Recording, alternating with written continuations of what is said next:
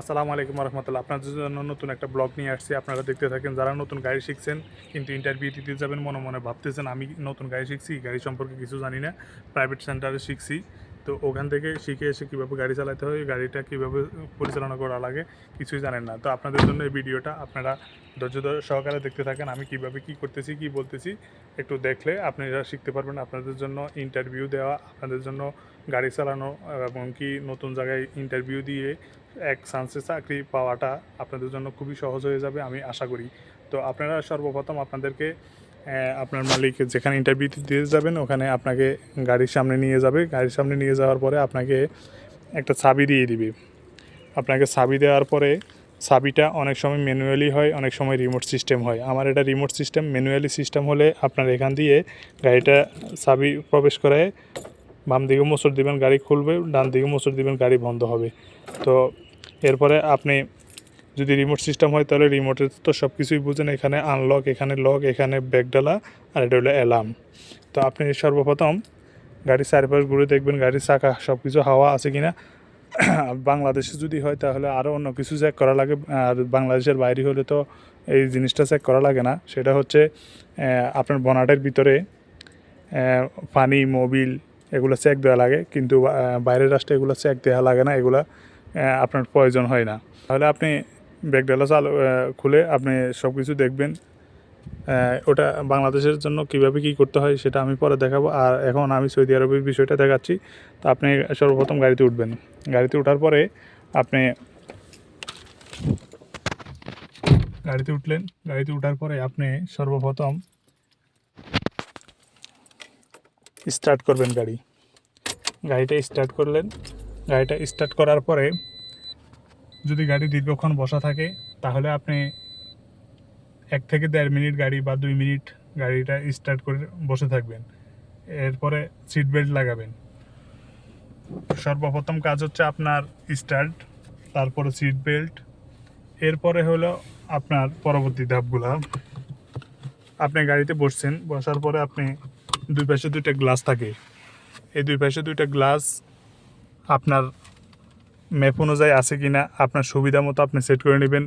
পিছনের মিরর, এই গ্লাসটা, এটা সব কিছু ঠিক আছে কি না এটাও দেখে নেবেন।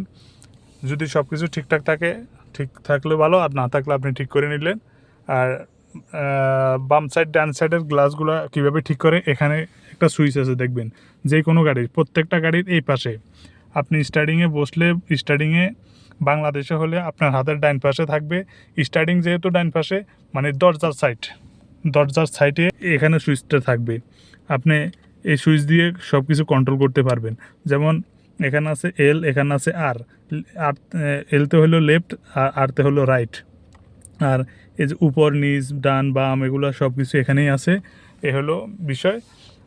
তারপরে যদি গরমকাল হয় তাহলে আপনার গাড়ি যদি রোদে থাকে, দীর্ঘক্ষণ থাকে, গাড়ির ভিতরে হাউসটা গরম হয়ে গেছে, তাহলে আপনি কি করবেন, আপনি এসি চালু করে দিবেন। তারপরে আপনি কি করবেন, আপনার সাথে একজন লোক থাকবে, আপনাকে দেখবে ও আপনি কিভাবে কি কাজ করতেছেন। আপনি সব কিছু ঠিকঠাক করে তারপরে আপনি কিভাবে গাড়িটা রান করবেন, কিভাবে স্টার্ট করবেন, সেই বিষয়টা আমি আপনাদেরকে দেখাচ্ছি। এখানে থাকে অপশন, কয়েকটা অপশন থাকে। এখানে পি, এখানে আর, এখানে এন, এরপরে ডি, কোনো জায়গায় প্লাস মাইনাস, এখানে 3 আছে, এখানে 2 আছে, এখানে এল আছে। তো ফিতে হলো পার্কিং, আরতে হলো রিভার্স মানে ব্যাক গিয়ার, এনতে হলো নিউট্রাল, ডিতে হলো ড্রাইভিং মানে এই ডি মোডে রেখে যে কোনো অটো গাড়িতে ডি মোড মানে হলো ড্রাইভিং, এই ডিতে রাখলে গাড়ির সামনে রান করে। 3 হলো থার্ড নাম্বার গিয়ার। এখানে অটোমেটিক, যে কোনো গাড়িতে 5টা গিয়ার 6টা গিয়ার থাকে। এই অটোমেটিক গিয়ারও অটোমেটিক যখন সর্বোচ্চ রান হয়ে যায় গাড়িগুলোতে, তখন 6 নাম্বার গিয়ার অটো শিফট হয়ে যায়। ধরে 3এও শিফট করতে পারবেন, 2ও শিফট করতে পারবেন, আর লোতেও শিফট করতে পারবেন। তো এগুলোতে করার প্রয়োজন নেই, আপনি ডিতে শিফট করে দিবেন। ডিতে শিফট করার পরে আপনি গাড়ি রান করবেন। গাড়ি রান করবেন কীভাবে আমি আপনাদেরকে দেখাচ্ছি। আপনি সর্বপ্রথম ব্রেকটা চাপ দিবেন।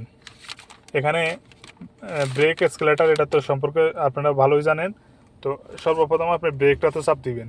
ব্রেকটাতে চাপ দেওয়ার পরে আপনি গিয়ার শিফট করবেন। এভাবে হ্যান্ডেলটা ধরবেন, ধরে এভাবে এভাবে এই ডিতে শিফট করলেন। ডিতে শিফট করার পরে আপনি এরপরে কাজ হলো হ্যান্ড ব্রেক। হ্যান্ড ব্রেক, অনেক গাড়ির হ্যান্ড ব্রেক থাকে আপনার পায়ে। যখন গিয়ারটা ডিতে শিফট করলেন, ডিতে শিফট করার পরে আপনি হ্যান্ড ব্রেকটা কীভাবে নামাবেন, অনেকে হ্যান্ড ব্রেক নামাইতে পারে না, এটা অনেকে আনইজি ফিল করে বা অনেক কষ্ট মনে হয়। আপনি হ্যান্ড ব্রেকটা কীভাবে করবেন, আপনি এভাবে ধরবেন, ধরার পরে এখানে যে সুইচটা আছে এই সুইচটাতে এভাবে চাপ দিবেন, হ্যান্ড ব্রেকটাকে উপর দিকে একটু হালকা টান দিবেন প্রেশার দিয়ে, এভাবে প্রেশার দিয়ে টান দিয়ে তারপরে চাপ দিবেন, দেখবেন হ্যান্ড ব্রেকটা নেমে গেছে। আপনার কিন্তু পায়ে ব্রেক চাপ থাকতে হবে।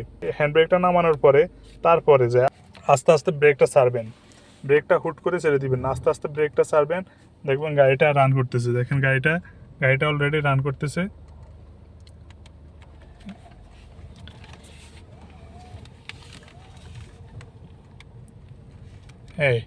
এরপরে আপনি যখন যে কোনো মোড়ে যাবেন, যে কোনো টার্নিংয়ে যাবেন, আপনি ডানে গেলে ডানে সিগন্যাল দিবেন, বামে গেলে বামে সিগন্যাল দিবেন।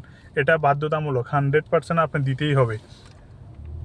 আপনার এই বিষয়গুলো খুবই লক্ষ্য করবে তারা।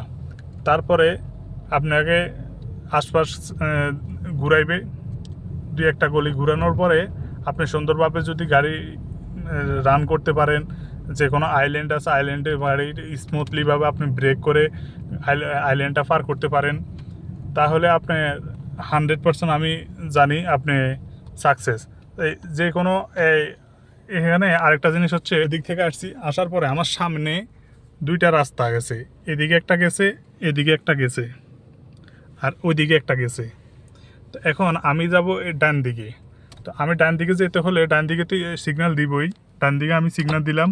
ডান দিকে সিগন্যাল দেওয়ার পরে তারপরে আপনি দেখতে হবে যে গাড়িটা যখন মুখামুখি আসবেন, আসার আগে আপনি ডান বাম দুদিকে দেখবেন, দেখে তারপরে যদি দেখেন যে কনফার্ম আপনি রাস্তা ক্লিয়ার আছে, তখনই আপনি রান করবেন। আমি এখন আবার ডানে যাব। ডানে যাওয়ার আগে আমি হালকা একটু স্লো করব, স্লো করার পরে দেখব যে গাড়িটা ওদিক থেকে কোনো গাড়ি আসে কিনা। যদি গাড়ি না আসে তাহলে আমি আমার মতো গাড়িটা রান করে নিয়ে গেলাম। এরপরে সর্বশেষ আমি চলে যাচ্ছি এখন,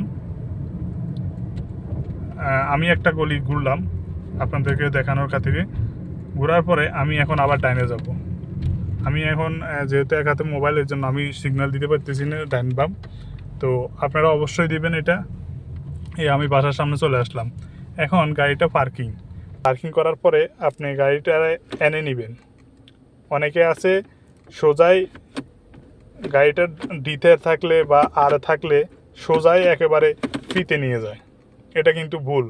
আপনার এগুলো কিন্তু ফলো করবে, এগুলো সম্পূর্ণ ভুল। আপনি সর্বপ্রথম গাড়িটার গিয়ারটাকে এনে নেবেন। এনে নেওয়া মানে গাড়ির ইঞ্জিন থেকে আপনার গিয়ারটা আলাদা হয়ে গেছে।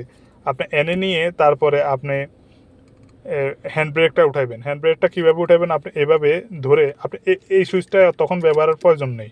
আপনি যখন হ্যান্ড ব্রেক উঠাইবেন তখন এই সুইচটা ব্যবহার করবেন না, তখন আপনি এভাবে টান দিবেন। টান দেওয়ার পরে আপনি ব্রেকটা ছেড়ে দিবেন। পায়ের ব্রেকটা কিন্তু চাপাই আছে, আমার পায়ের ব্রেকটা ছেড়ে দিলাম। এবার গাড়িটা কিন্তু ফুল হ্যান্ড ব্রেকের উপরে ব্রেকে আছে। তারপরে যায় আপনি আবার ব্রেক চাপ দিবেন, আবার ব্রেক চাপ দিয়ে তারপরে যায় আপনি আপনার ফিতে নিয়ে গেলেন। ফিতে নিয়ে যাওয়ার পরে এবার গাড়ি কিন্তু হ্যান্ড ব্রেকের উপরে দাঁড়ানো আছে, আর ফিতে নাই। আপনার এখন গাড়ি সম্পূর্ণ হ্যান্ড ব্রেকের উপর আছে, ইঞ্জিনের উপরে কোনো চাপ নাই। তারপরে সর্বশেষ আপনি এবার স্টার্টটা বন্ধ করে দিবেন। স্টার্টটা বন্ধ করে দিয়ে আপনি সিট বেল্ট খুলবেন। সিট বেল্ট খোলার পরে গাড়ি থেকে নামবেন। গাড়ি থেকে নামার পরে আপনাকে এবার বলে দিবে যে আপনি কতটুকু সুন্দরভাবে গাড়ি চালাতে পারছেন বা কতটুকু হয়েছে, আপনি কবে আসতে হবে, কীভাবে কি, তারপরে যে আপনার সাথে কথা বলবে তারা। এ হলো আজকের বিষয়টা। আর আমার ভিডিওটা যদি ভালো লাগে আমার চ্যানেলটা সাবস্ক্রাইব করে দিবেন, বেল আইকন চালু করে দিবেন। আমার যে কোনো ভিডিওর সাথে সাথে আপলোড করলে আপনারা পেয়ে যাবেন। আপনাদের জন্য সবসময় এভাবে নতুন নতুন ভিডিও করে যাব। সবাই ভালো থাকবেন, সুস্থ থাকবেন। আল্লাহ হাফেজ।